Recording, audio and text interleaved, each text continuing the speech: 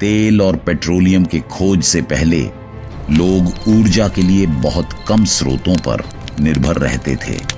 दिन में सूरज की रोशनी में काम हो जाता था, पर सूर्य डूबते ही जिंदगी मानो थम जाती और सब कुछ अंधेरे में डूब जाता।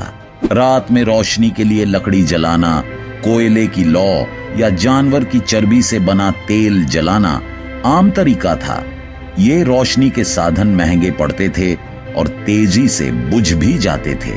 17वीं शताब्दी से 19वीं शताब्दी की शुरुआत तक यूरोप और अमेरिका में व्हेल ऑयल यानी तिमिर का तेल सबसे मूल्यवान ईंधन माना जाता था। लोग विशाल समुद्रों में तिमियों का पीछा करते और उन्हें मारकर उनके शरीर से तेल निकालते। इसी तेल से घरों के दिए जलते और शहरों की सड़कों तक रोशन हो उठती थी। पर इस रोशनी की कीमत भयानक थी। हर साल हजारों तिमियों की जानें खत्म हो जाती, जिससे अमीरों के घर जगमगाते थे। पर आम लोग फिर भी अंधेरे में ही दिन बिताते रहे। धीरे धीरे तिमियों की आबादी इतनी कम हो गई कि लोग समझ गए यह तरीके से रोशनी उपलब्ध कराना दीर्घकालिक समाधान नहीं हो सकता। 19वीं सदी के बीच आते आते रोशनी की मांग बढ़ने लगी, लेकिन व्हेल का तेल मिलना मुश्किल और बेहद महंगा हो गया था। तब लोगों ने सोचा अब ऐसा कोई नया ऊर्जा स्रोत ढूंढना होगा जो सस्ता, टिकाऊ और हर जगह उपलब्ध हो। और यही खोज इंसान को पहुंचा देती है क्रूड ऑयल और पेट्रोलियम के उस दौर में जिसने दुनिया बदल दी। दिलचस्प बात यह है कि तेल इंसान के लिए बिल्कुल नई चीज नहीं थी, बस उसकी असली शक्ति को अब तक कोई समझ नहीं पाया था। हजारों साल पहले इंसान प्राकृतिक डामर का इस्तेमाल करता था, घर बनाने, दीवारें मजबूत करने और नावों को पानी के नुकसान से बचाने के लिए। पूर्वी और एशियाई लोग उस वक्त इस कच्चे तेल का इस्तेमाल दवा, मसाले और आग जलाने के लिए करते थे। अजरबैजान जैसी जगहों पर लोग सैकड़ों सालों से जमीन की ऊपरी परतों से हाथों से तेल निकालते आ रहे थे, मगर ये सब प्रयास बहुत छोटे स्तर के थे। असली कहानी तो अभी शुरू भी नहीं हुई थी। सन 1846 में कनाडा के वैज्ञानिक अब्राहम गेसनर ने इतिहास रच दिया। उन्होंने सबसे पहले केरोसिन का आविष्कार किया। यह केरोसिन कोयले और तेल से तैयार किया गया था और जल्द ही यह सस्ता और आसानी से मिलने वाला रोशनी का स्रोत बन गया। इस खोज ने इंसानों को पहली बार व्हेल ऑयल पर पूरी तरह निर्भर रहने से आजादी दिलाई। लेकिन असली क्रांति आई 1859 में, जब अमेरिका के पेंसिल्वेनिया में दुनिया का पहला सफल ऑयल वेल ड्रिल किया गया। इससे पहले लोग जमीन पर अपने आप निकलने वाले तेल को इकट्ठा करते थे, लेकिन पहली बार मशीनों के जरिए धरती के भीतर से तेल निकालना संभव हुआ। यही छोटा सा कुआं आज की मॉडर्न ऑयल इंडस्ट्री की नींव बना। शुरुआती दिनों में इस तेल से मुख्य रूप से केरोसिन बनाया जाता था, जो लालटेन में रोशनी करने के लिए इस्तेमाल होता था। फिर जब दुनिया में इलेक्ट्रिक बल्ब का जमाना आया तो रोशनी के लिए केरोसिन की जरूरत घटने लगी। लेकिन तभी इतिहास ने नया मोड़ लिया, क्योंकि एक नई क्रांति आने वाली थी जो पूरी दुनिया को बदल देगी। इंजन और मोटर गाड़ी के आविष्कार के बाद तेल की कीमत और जरूरत आसमान छूने लगी। अब तेल सिर्फ रोशनी नहीं देता था, बल्कि मशीनों, कारों, जहाजों और हवाई जहाजों की जान बन गया। ड्रिलिंग तकनीक के बाद अमेरिका में शुरू हुई ऑयल रश, जहां हर कोई तेल की खोज में पागल हो उठा। थोड़े ही वक्त में सैकड़ों ऑयल वेल खोदे गए, नए शहर बस गए और तेल बन गया दौलत और ताकत की पहचान।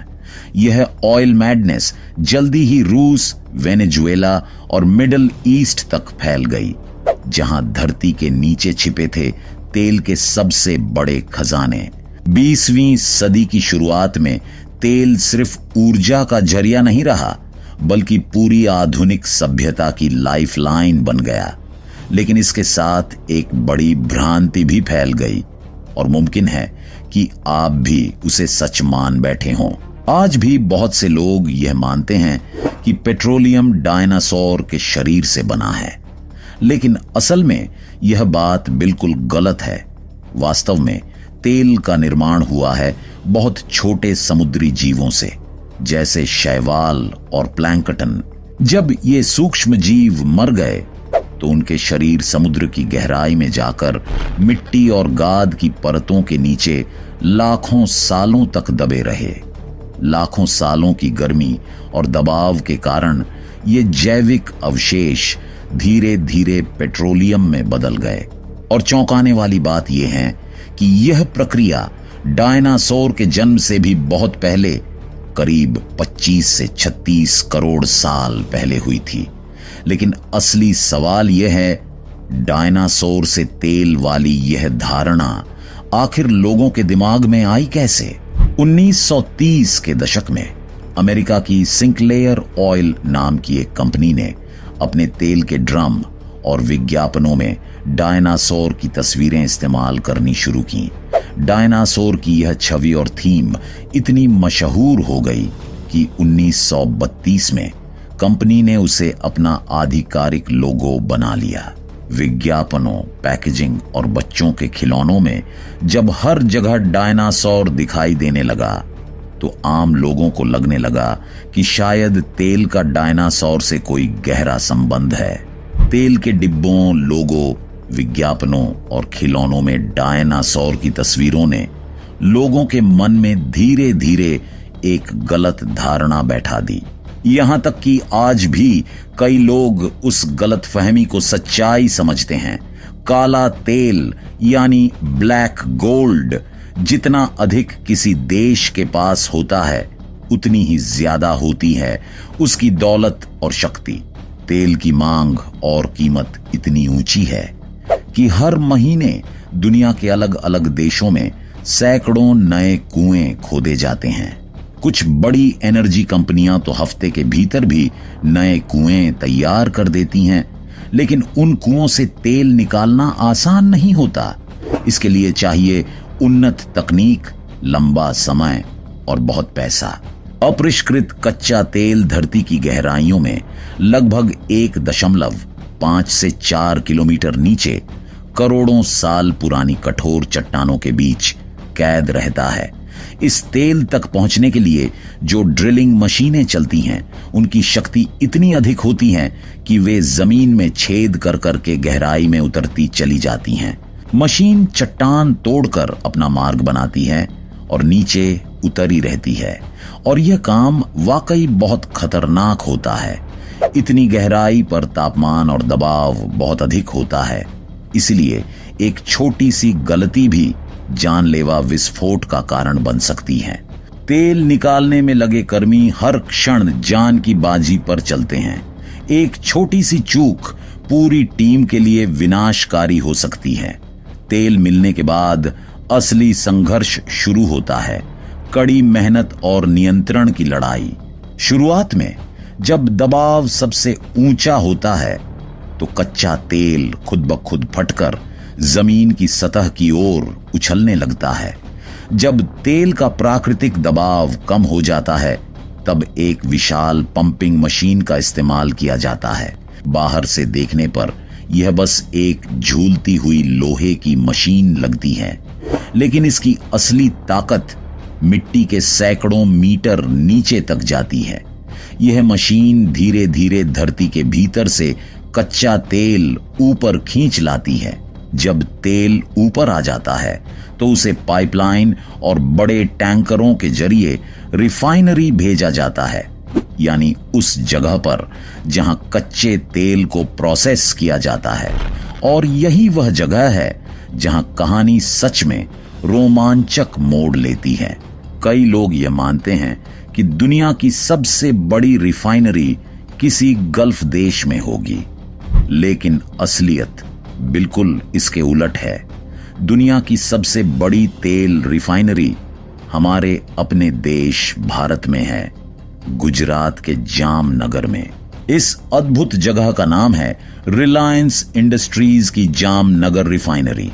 अगर एक लाइन में कहें तो हर दिन यहां 1.2 मिलियन बैरल से भी ज्यादा कच्चा तेल प्रोसेस किया जाता है। 7,500 एकड़ में फैला यह इलाका इतना विशाल है कि यहाँ की बिल्डिंग्स, पाइपलाइन और टैंक देखकर ऐसा लगता है जैसे कोई मिनी सिटी खड़ी हो। इस रिफाइनरी से तैयार पेट्रोल, डीजल, केरोसिन और डामर जैसी चीजें 100 से भी ज्यादा देशों में भेजी जाती हैं।